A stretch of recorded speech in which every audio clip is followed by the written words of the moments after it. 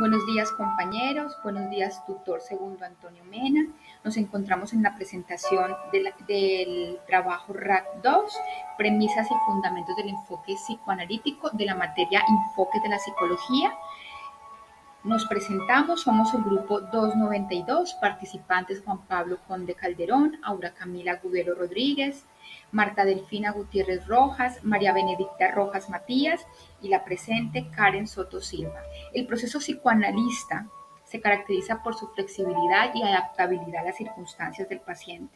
A continuación se presentan las diferentes fases del proceso psicoanalítico basadas en las obras de Sigmund Freud y sus diferentes pioneros, como lo son Sigmund Freud, Carl Jung, Jacques Lacan, Melanie Klein y Margaret Menger.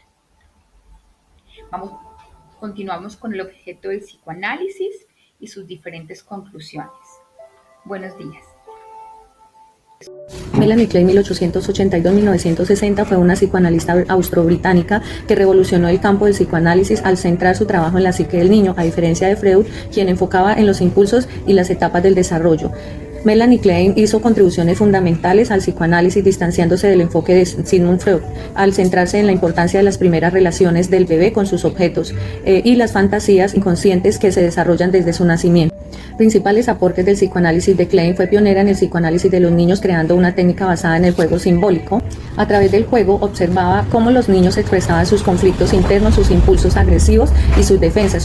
Fantasías inconscientes. Para Klein, las fantasías no son menos productos de la imaginación, sino representaciones que existen desde el nacimiento y guían la relación del niño con el mundo. Bienvenidos a este espacio. Hoy les vengo a hablar sobre Margaret Menger, quien nació el 10 de mayo de 1897 en Hungría y falleció el 2 de octubre de 1985 en Nueva York. Margaret fue una psicoanalista húngara que centró sus estudios en la primera infancia y dejó una huella fundamental en su teoría de separación. Su interés fue descubrir cómo el niño pasa de estar fusionado emocionalmente con su madre a convertirse en un ser independiente. El gran aporte de Margaret surge al describir la fase de separación, que abarca desde los 5 meses hasta aproximadamente los 3 años. Aquí el niño comienza a diferenciarse de su madre, a desarrollar autonomía y a construir una identidad propia. Hola, ¿qué tal? Hoy les quiero hablar acerca de un personaje que cambió para siempre la forma de entender la mente: Sigmund Freud.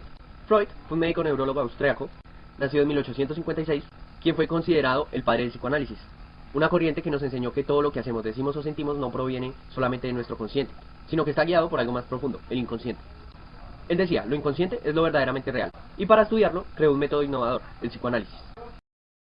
Siempre buscó mandar a la luz lo que estaba reprimido. No por nada afirmaba que los sueños son la vida regia hasta el inconsciente. Pero Freud fue más allá. Propuso que nuestra personalidad se construyese en un equilibrio entre fuerzas: el ello, que busca placer inmediato; el yo, que intenta adaptarse a la realidad; y el super yo, que representa las reglas y valores que nosotros hemos interiorizado. Como él mismo dijo, donde estaba el ello, debe advenir el yo. Él habló también del desarrollo psicosexual, con etapas como la oral, la anal, la fálica, la latencia y la genital. Allí él introdujo su concepto más famoso, el complejo de Edipo, señalando la atracción infantil hacia el progenitor del sexo opuesto y la rivalidad de él con el mismo sexo. Y algo más: Freud descubrió cómo la mente se define a través de diversos mecanismos, tales como la represión, la negación o la proyección. En resumidas cuentas, Freud nos enseñó que los olvidos, los errores y hasta los sueños no son casualidad, sino expresiones de nuestro mundo inconsciente. Como él mismo dijo una vez, en lo pequeño se transparenta lo grande. Así es como su legado sigue vivo, recordándonos que lo más pequeño que podemos pensar se produce desde lo más pequeño de nuestra mente. Carl Jung fue un médico psiquiatra nacido en Suiza en 1875. Inició sus investigaciones junto a Sigmund Freud, pero separaron sus caminos en 1913 por diferencias teóricas significativas. Introdujo el concepto del inconsciente colectivo como contenedor de arquetipos universales compartidos por toda la humanidad. Freud lo veía como un depósito de deseos reprimidos, especialmente de tipo sexual. Carl Jung tenía un enfoque más abierto hacia la espiritualidad y la religión, considerando los aspectos importantes de la psique. Freud tendía a verlos como neurosis. También consideró la libido como una energía psíquica amplia y neutral, mientras Freud la asociaba principalmente con la sexualidad. Enfatizó el proceso de individuación versus el psicoanálisis. La individuación es un proceso en el cual se busca la integración de los opuestos, el consciente con el inconsciente, lo masculino con lo femenino, lo racional con lo emocional, y así poder reconciliar las polaridades y alcanzar la totalidad psíquica. Y el objetivo es lograr la realización del sí mismo más allá del ego consciente. Jacques-Marie Émile Lacan nació en París el 13 de abril de 1901. Fue coautor de su primera publicación, El psicoanálisis contemporáneo. Lacan tiene multitud de seguidores y excelentes connoisseurs de su obra. Lacan propuso un lema que se ha convertido en máxima para muchos analistas: el inconsciente está articulado como un lenguaje.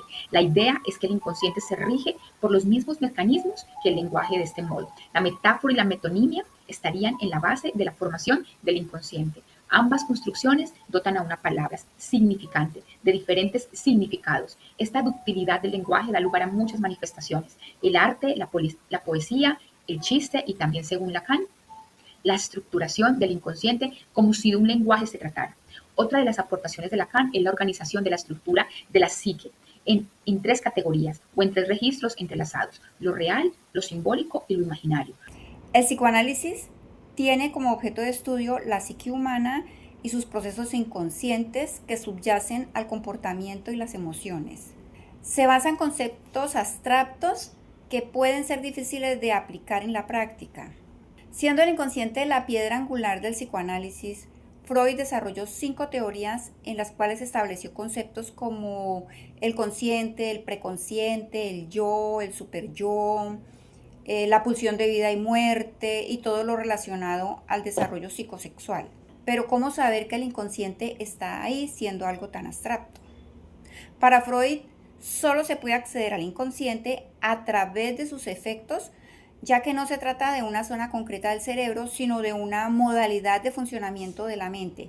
Y sabemos de su existencia gracias a los sueños, los olvidos, los actos fallidos, los lapsus lingüe, los chistes, los síntomas psicológicos y los resultados de algunos test proyectivos. El inconsciente se forma muy probablemente desde los primeros inicios de la vida, y en él está todo lo que se ha experimentado desde el mismo momento del nacimiento y que nos es imposible recordar.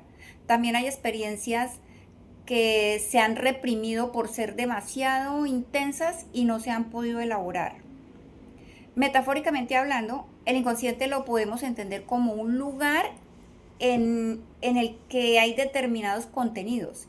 Y de acuerdo con Freud, el inconsciente y su contenido interactúan con el resto de estructuras mentales y de la personalidad y con la realidad en función de 2 principios, que son uno primario o de placer, donde el sujeto busca satisfacer sus impulsos, y otro secundario o de la realidad, donde opera el racionamiento.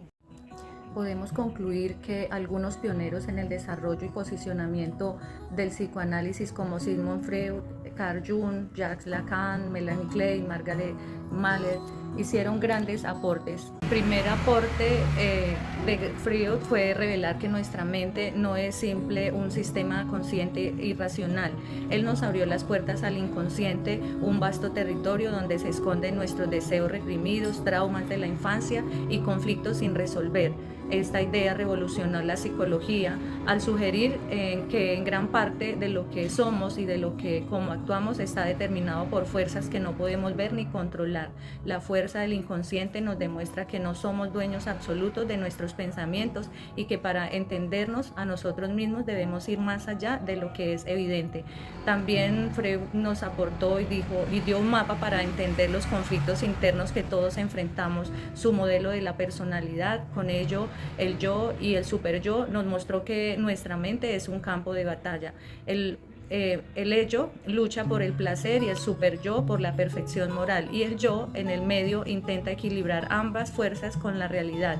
Este concepto nos ayudó a entender que a veces nos sentimos divididos entre lo que queremos, lo que debemos hacer y lo que es posible. Fue un paso gigante para comprender la complejidad de la conducta humana.